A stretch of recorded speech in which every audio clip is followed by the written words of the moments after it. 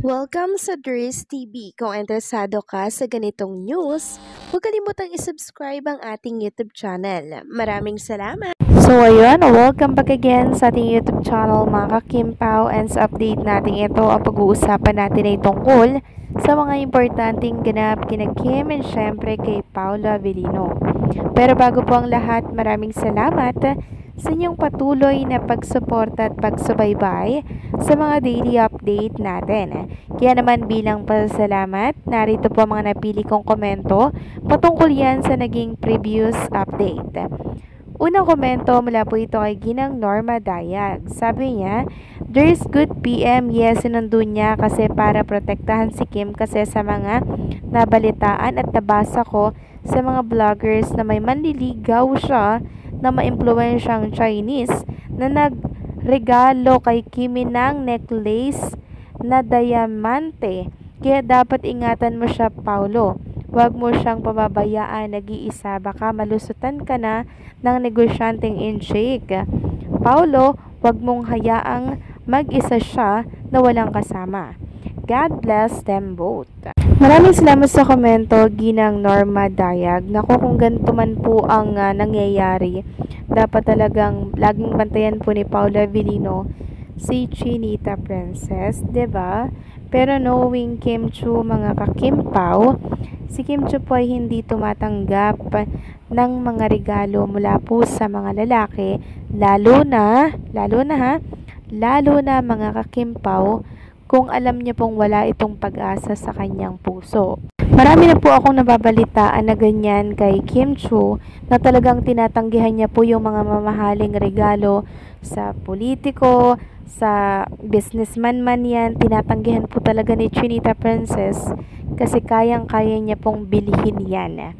Pero sa oras po na gusto din po ni Kim Chiu yung lalaki, tinatanggap niya.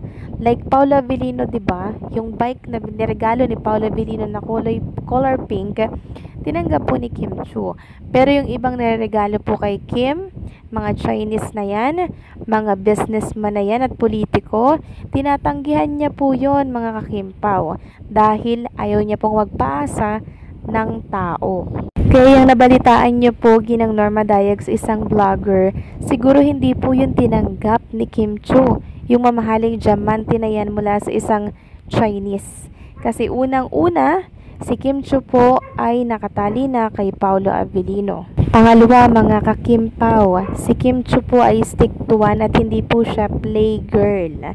Sa oras na nagmahal po siya, bigay todo siya sa pagmamahal niya kay Paulo. Kaya kahit may manligaw man yan sa kay Kim Chiu, dead ma lang yan ni Chinita Princess. So maraming salamat sa komento, Ginang Norma Daya. God bless po sa inyo and mag-iingat kayo palagi. At ang pangalawang komento naman mula po kay Ginang Mila Carillo. Sabi niya dito, "Ma'am dear, lagi kaming nakaabang sa Kimpaw. Masaya kami sa Kimpaw, paayuda ng fun run. Todo support kami sa Kimpaw. Thank you sa paayuda ng Kimpaw, lalo na kung may event sa sinihan.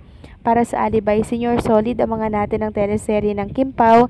Good support lang tayo. Napanood namin fun run sa Chowking. Happy mga fans, solid senior." Nako, kinilig din kayo, Ginang Mila Carillo, no?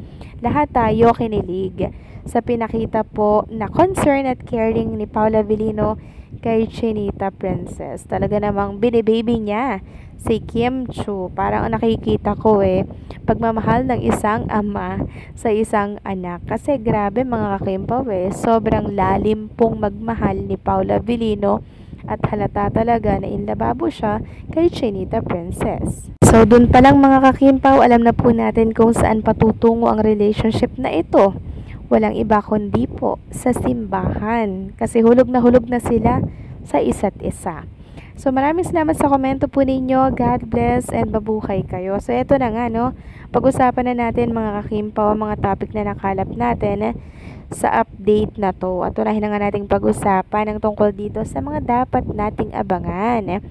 So by October 14, The Alibay trailer ilalabas po ng Prime Video PH and syempre ng Dreamscape. October 14 yan.